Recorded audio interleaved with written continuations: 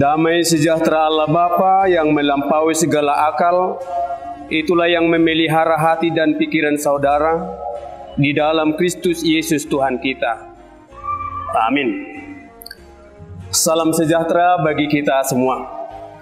Jemaat yang dikasihi Tuhan, marilah kita mendengarkan nats khutbah untuk hari Minggu, tanggal 14 April 2024.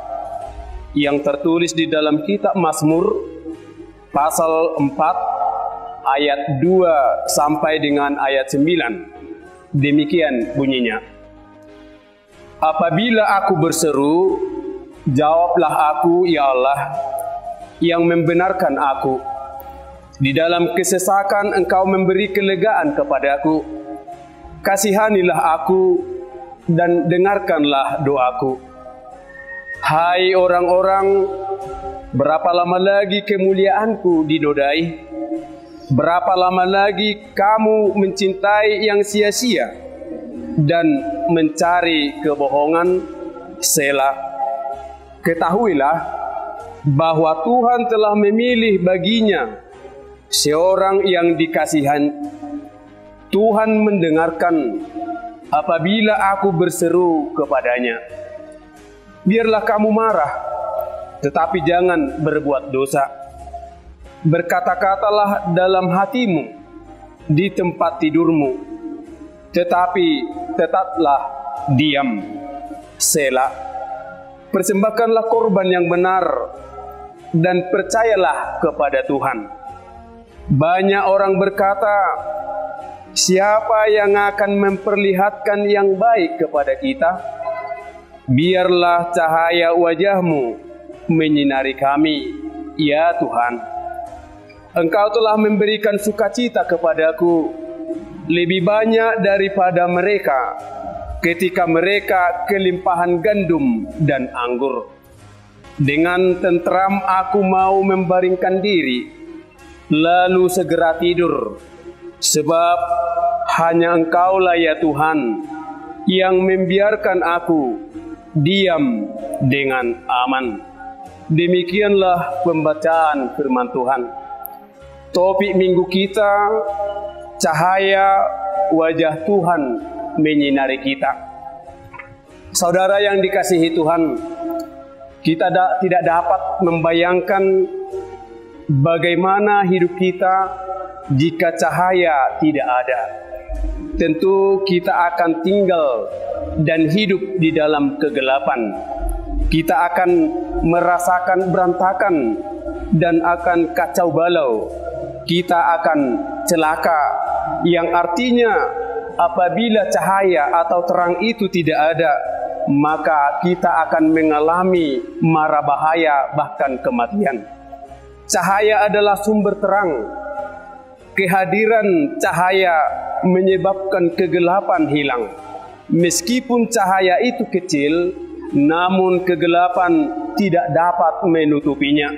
Bahkan di dalam kegelapan itu, cahaya akan bersinar terang, sehingga terang yang dihasilkan dapat menjadi petunjuk atau jalan yang menuntun kita dalam kegelapan.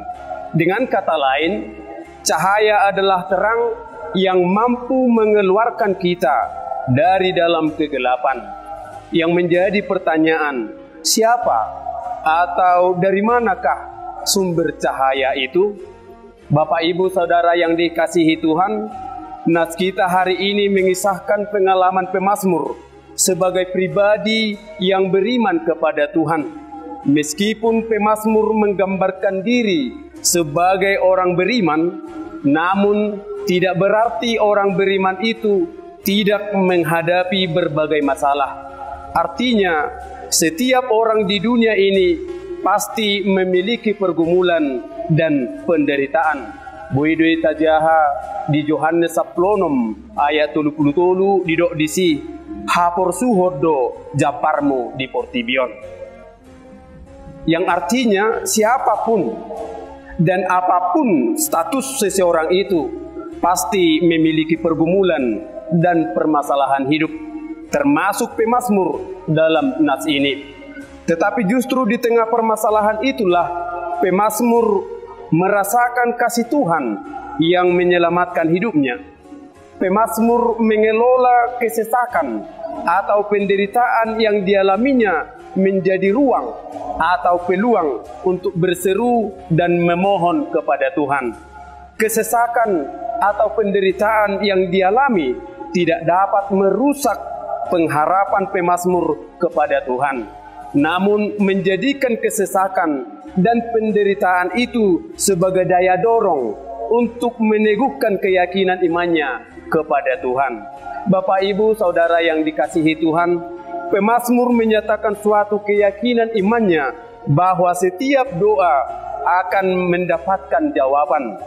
Ini adalah kesaksian iman pemazmur bahwa Tuhan selalu menolong dia di dalam kesesakannya. Pemazmur hendak bersaksi bahwa jika Tuhan mendengarkan dan menjawab doa-doanya di masa lalu, maka sekarang juga Tuhan tetap akan mendengar dan menjawab doanya. Datang kepada Tuhan untuk memohon belas kasihan adalah jalan yang tepat untuk ditempuh seseorang. Pemazmur menyadari bahwa dalam menghadapi permasalahannya tidak cukup dengan mengandalkan kekuatan dan pikiran, sebab kekuatan dan pikirannya terbatas. Dia membutuhkan belas kasihan dari Tuhan dalam hidupnya, dan inilah yang selalu dia mohonkan kepada Tuhan melalui doanya, agar Tuhan selalu menyinari hidupnya dengan wajahnya yang penuh kasih. Bapak, Ibu, Saudara yang dikasihi Tuhan, pemazmur memahami wajah Tuhan sebagai simbol hidup, sebagai simbol berkat dan pemeliharaan Tuhan terhadap umatnya. Pemahaman itu lahir dalam tradisi Israel, di mana pada saat imam memberkati umat Israel, imam menyampaikan rumusan kalimat, Tuhan memberkati engkau dan melindungi engkau. Tuhan menyinari engkau dengan wajahnya dan memberi engkau kasih karunia. Tuhan menghadapkan wajahnya kepadamu dan memberi engkau damai sejahtera. Wajah Tuhan adalah sumber kehidupan bagi umatnya. Apabila cahaya wajah Tuhan menyinari umatnya, itu berarti Tuhan berkenan kepada umatnya. Dia ada dan hadir di tengah-tengah umatnya. Tidak satu pun yang dapat menghalangi Tuhan memberikan berkat kepada umatnya. Sekali Tuhan menyinarkan wajahnya kepada umat Israel, maka sinar itu akan tetap diam di dalam umatnya. Pertanyaan yang timbul, siapakah cahaya wajah Tuhan itu? Penulis surat kepada orang Ibrani mengatakan, Yesus Kristus adalah cahaya kemuliaan Allah. Ia adalah cahaya kemuliaan Allah dan gambar wujud Allah, dan menopang segala yang ada dengan firman-Nya yang penuh kekuasaan. Dan setelah ia selesai mengadakan penyucian dosa, ia duduk di sebelah kanan Allah yang maha besar di tempat yang tinggi. Ibrani 1 ayat 3. Kalimat ini adalah Allah yang menyinari kita dengan penderitaan dan kematiannya. Darahnya adalah sinar terang yang mengeluarkan kita dari dalam kegelapan. Oleh karena itu, beriman kepada Yesus Kristus adalah media menyambut cahaya wajah Tuhan di dalam kehidupan kita. Bapak, Ibu, Saudara yang dikasihi Tuhan, yang menjadi perenungan bagi kita melalui nats ini, siapakah yang kita andalkan dalam pergumulan hidup kita? Kita belajar dari pemazmur untuk menyerahkan kekhawatiran, untuk menyerahkan segala kegelisahan kita, dan menyerahkan kekecewaan kita hanya kepada Tuhan saja. Tidak ada penolong yang sempurna yang mampu mengatasi segalanya selain yang berkuasa atas kehidupan. Inilah yang menjadi perenungan bagi kita. Bagaimana kita senantiasa menjadikan Tuhan tempat mencurahkan isi hati atau curhat apapun yang kita hadapi dan apapun jawaban atas segala curahan isi hati kita kepada Tuhan. Kita tahu bahwa Tuhan akan bertindak menyelamatkan kita. Kita boleh hampir menyerah karena satu, dua situasi kehidupan yang memojokkan kita. Tetapi bukan berarti menyerah secara total, seolah tidak ada jalan keluar.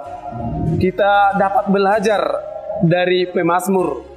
Di dalam pergumulannya, dia tetap percaya akan kasih setia Tuhan yang selalu menyertai orang-orang yang selalu hidup di dalam kebenaran Tuhan. Pemazmur mengambil langkah-langkah untuk menghadapi permasalahan di dalam hidupnya, yaitu berdoa, memohon belas kasihan Tuhan. Itulah langkah-langkah yang dilakukan oleh pemazmur. Dan yang kedua, dia tetap bersyukur kepada Tuhan. Ingatlah, jika di masa lalu Tuhan menjawab doamu, maka percayalah kapanpun Tuhan akan selalu mendengar dan menjawab doamu. Bapak, Ibu, Saudara yang dikasihi Tuhan, nama minggu kita Misericordias Domini. Toto majauho tuhita saluhuna asa di bagasan namarpos ni roha bahwa gok asini rohani jahubado tanoon, gok asini rohani jahubado tanoon alani takasma tapasahat nguluta hola tude baka pargugu nasuhatu dosani jala parasiroha. Amin.